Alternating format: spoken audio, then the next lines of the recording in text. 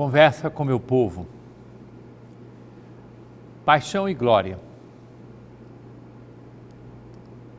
A partir do domingo de Ramos, abre-se diante de nossos olhos, toca também em nosso coração, ao contemplarmos os passos percorridos por Jesus e também provoca profundamente nossa fé, a celebração da Páscoa.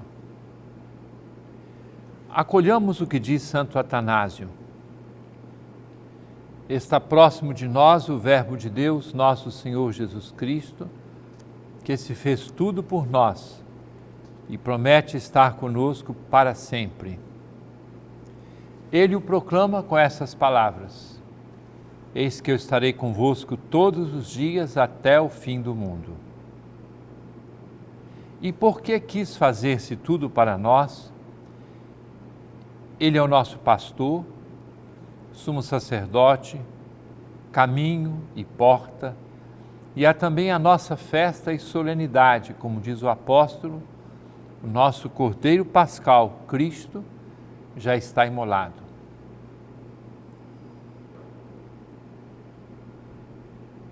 Caríssimos irmãos, caríssimas irmãs, as celebrações que estamos iniciando não são manifestações culturais simplesmente, ainda que incidam decididamente na cultura de cada região e da nossa também. Trata-se de um memorial com o qual acontece a presença do mistério pascal de Cristo, que é celebrado em sua morte, ressurreição e ascensão, e o dom do Espírito Santo no Pentecostes, que é o presente por excelência do próprio ressuscitado, com todos os seus frutos. Ao acompanhar nesses dias a paixão e a glória do Senhor, recebam todos os irmãos e irmãs o convite a segui-lo, ele que continua caminhando à frente dos discípulos de ontem e de hoje, a partir dos caminhos próximos de Betânia e Betfagé, para acompanhá-lo em Jerusalém. E todos, enquanto Jesus passa, estendam os mantos de sua fé pelo caminho. Continuemos a proclamar, cheios de alegria, o louvor a Deus. Que todos exclamem: Bendito o Rei que vem em nome do Senhor. Paz no céu e glória nas alturas.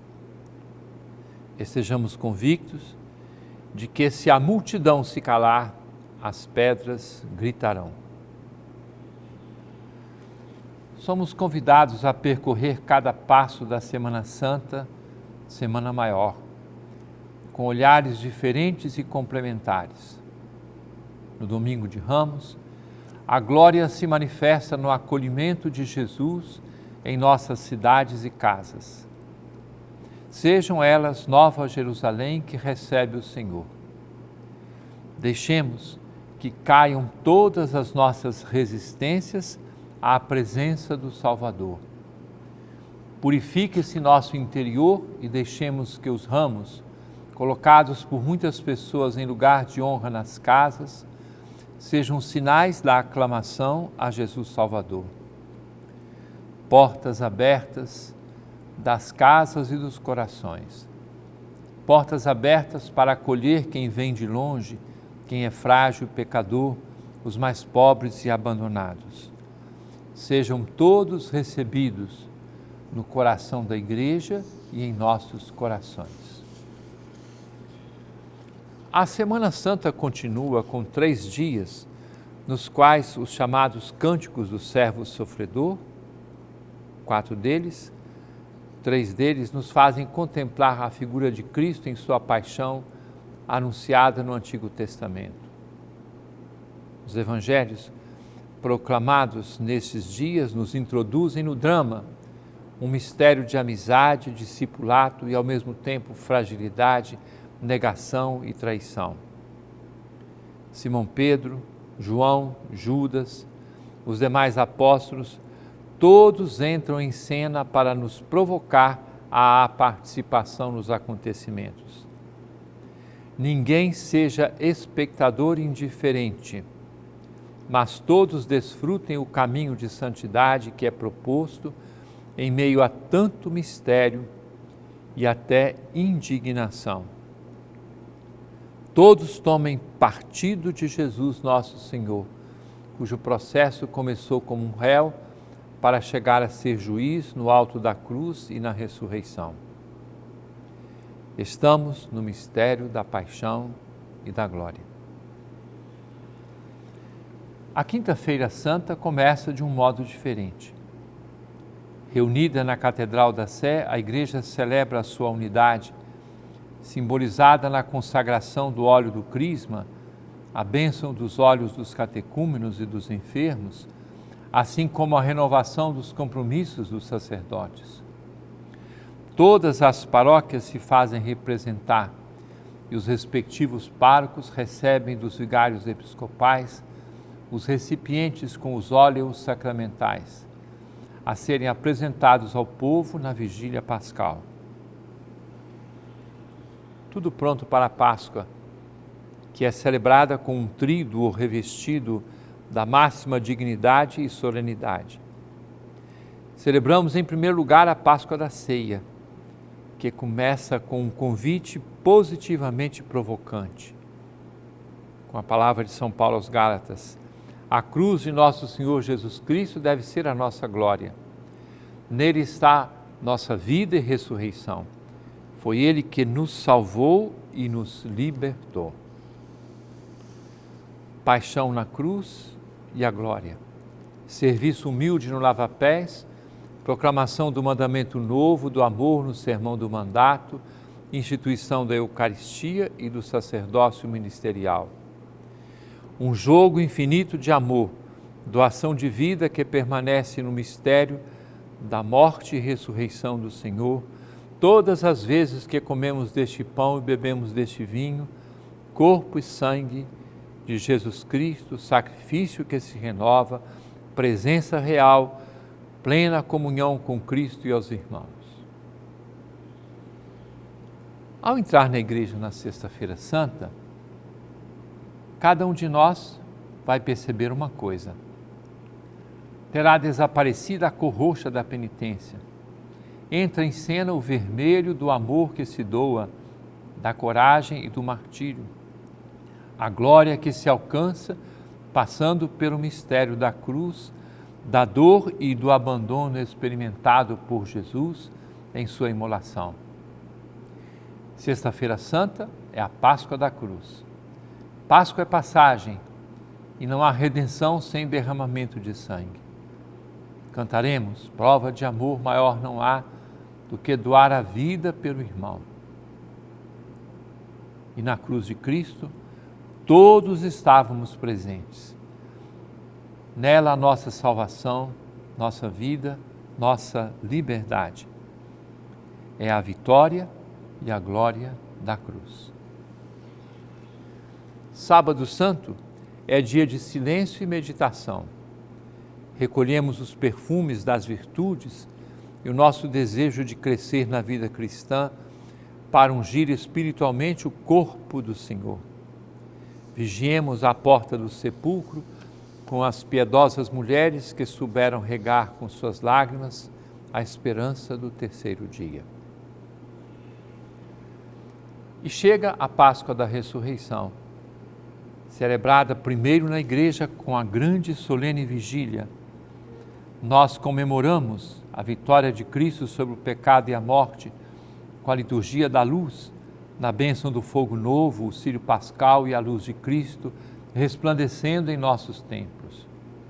Como nenhum outro dia, celebramos a liturgia da palavra com a memória cheia de gratidão pelos feitos do Senhor na história da salvação, para chegar ao Evangelho da ressurreição, precedido do Aleluia festivo. Segue-se a liturgia batismal com a bênção da água, a aspersão do povo, os sacramentos do batismo e da confirmação de jovens e adultos, que também nesta missa fazem a primeira comunhão. Nossa Páscoa chega ao seu cume para ser fonte de toda a vida cristã, que dela será fruto, na liturgia eucarística, quando comungamos o corpo e o sangue, corpo entregue, sangue derramado de nosso Senhor Jesus Cristo. Seu corpo e sangue, alma e divindade que sustentam para dar testemunho de seu amor com uma vida renovada e transformada. Assim preparados, vivamos, queridos irmãos e irmãs, com intensidade a Semana Santa. Permaneça conosco, daqui a pouco estamos de volta.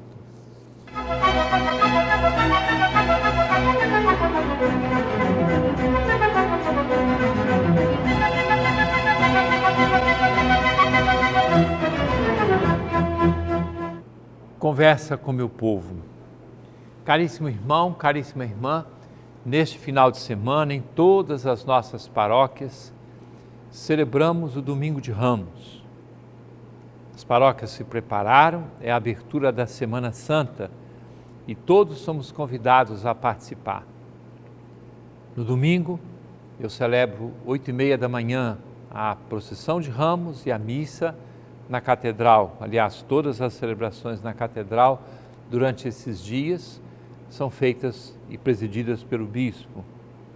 Depois você procure tomar conhecimento das celebrações em sua respectiva paróquia.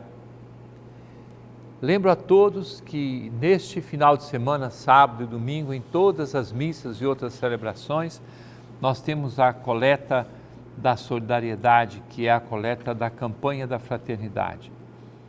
Uma parte daquilo que nós recebemos será encaminhada à CNBB para o Fundo Nacional de Solidariedade. A outra parte da Arquidiocese, como o tema da campanha da fraternidade tem sido o tema da educação, nós vamos aplicar em projetos de paróquias que têm extensão escolar, tipo reforço escolar, como também cursos profissionalizantes, cursos de formação para as pessoas não necessariamente ligadas a uma estrutura escolar. E as paróquias vão apresentar os seus projetos e nós vamos aplicar com toda a simplicidade, mas também com o coração aberto, naqueles lugares onde existem essas iniciativas. E agora as perguntas que as pessoas nos mandaram. Uma primeira pergunta não tem identificação. Eu nasci católica, com o passar do tempo mudei para uma outra religião, uma outra igreja, que ela quer dizer. Foi batizada nas águas, tornou-se evangélica numa outra igreja. Agora quero voltar a ser católica. Posso? Bom, primeiro um abraço, minha saudação, meu cumprimento pela sua pergunta, pelo desejo de estar na vida da igreja. Eu manifesto o meu respeito muito profundo por todas as igrejas e comunidades eclesiais, mas também tenho que respeitar a consciência das pessoas que sentem o desejo de retornar à vida na Igreja Católica. Qual é o caminho? Procure conversar com o pároco da sua paróquia, que ele saberá fazer os passos junto com você para que seja feita essa readmissão na Igreja Católica, que vai pedir o quê? Um tempo de preparação, de catequese, de formação, e depois tem um momento de uma profissão de fé que vai ser feita diante do sacerdote para ser acolhida de novo na vida da Igreja Católica.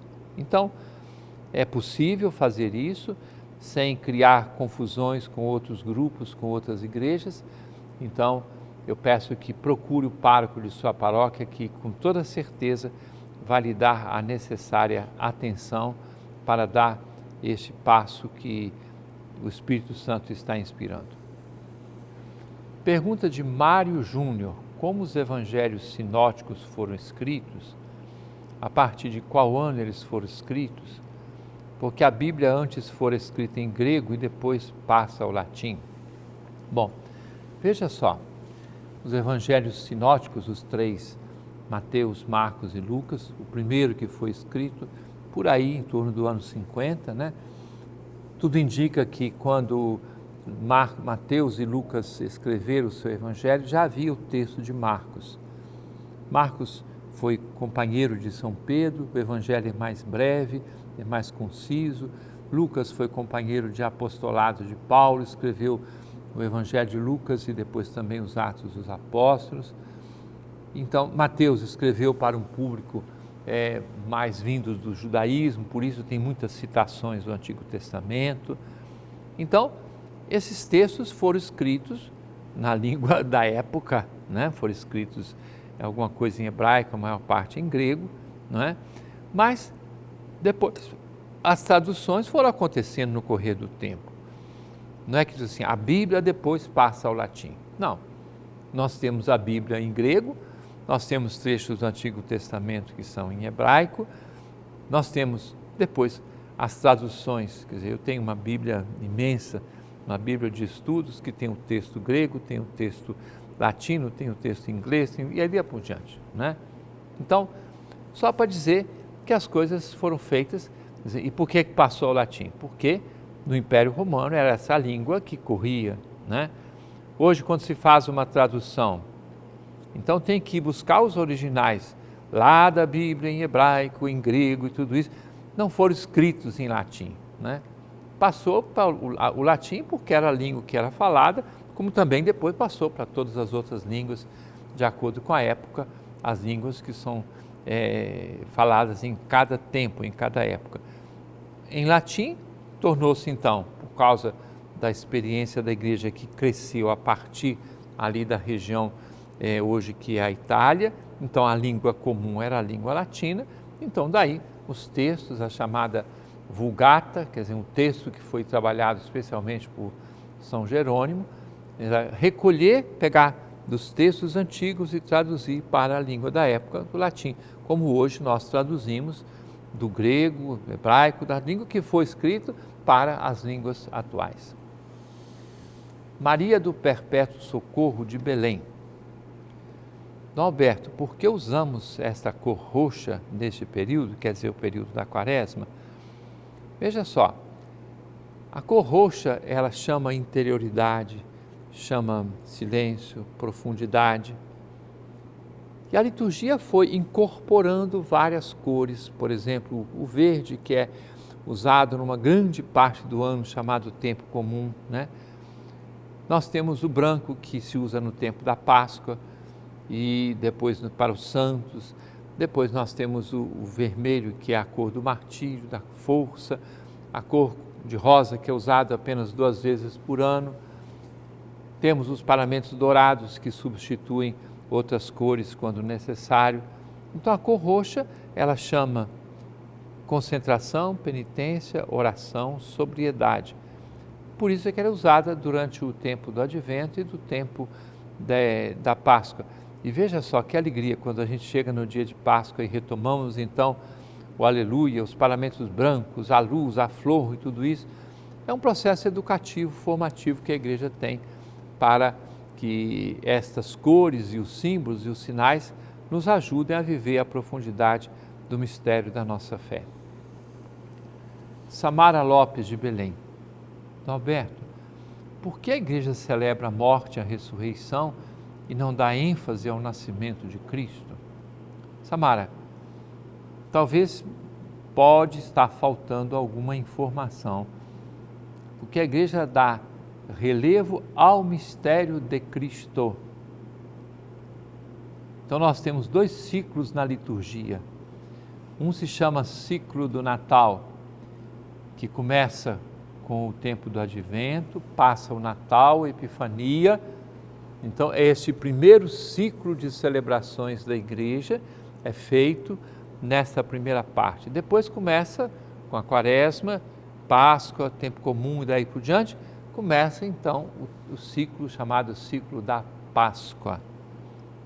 Só que também no Natal nós celebramos a morte e a ressurreição de Jesus, porque o mistério fundamental é que Jesus morreu e ressuscitou para nos dar a vida em plenitude. Então, o lugar mais bonito para celebrar o Natal é também a Páscoa cotidiana da igreja, que é o dia, a celebração da Eucaristia. Então, nós celebramos o mistério de Cristo, colocando em relevo em cada tempo um aspecto, mas sempre tornando presente o Cristo morto e ressuscitado, que é a nossa salvação, nossa vida e nossa esperança. Júlio Castro de Belém. Dom Alberto, é obrigatório a confissão nesse período da Semana Santa? E por quê? Veja só, a norma da igreja diz que a gente tem que se confessar sacramentalmente pelo menos uma vez por ano. Quando chega o tempo da Quaresma, os textos da liturgia nos convidam à conversão, à mudança de vida, à transformação do coração. Daí vem o nosso convite a que a pessoa aproveite esse período para fazer a sua confissão, para receber o sacramento da penitência e então estar bem preparado para a celebração da Páscoa. Eu penso que a gente não deve ficar um ano inteirinho sem se confessar, né? Quer dizer, tem um compromisso estrito de pelo menos uma vez por ano a gente se confessar sacramentalmente, né? Quando você tem algum pecado que seja de maior gravidade, é claro que você deve procurar a confissão. Agora, quando uma pessoa me diz assim, eu quero fazer um caminho de aperfeiçoamento da vida cristã, eu aconselho, recomendo que ela procure com maior frequência o sacramento da penitência para que nós não nos tornemos espécie de juízes em causa própria, porque quando você se confessa, você revê a sua vida à luz da palavra de Deus, apresenta ao confessor, que lhe dá os necessários conselhos e depois lhe dá a absolvição sacramental. Caríssimo irmão, caríssima irmã, bom início de Semana Santa para todos, um bom final de semana, especialmente na graça do domingo, e rezemos uns pelos outros. E desça sobre todos a bênção de Deus Todo-Poderoso, Pai, Filho e Espírito Santo, e permaneça para sempre. Amém.